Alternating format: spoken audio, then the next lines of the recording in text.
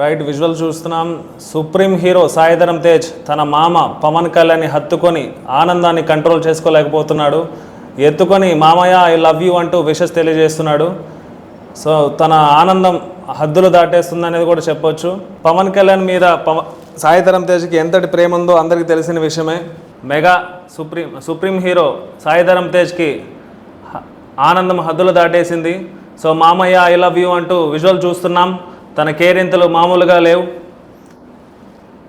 ఇంతకుముందే పోస్ట్ చేసిన సాయి ధరమ్ తేజ్ తన ఆనందాన్ని ట్విట్టర్ వేదికగా పంచుకున్నారు.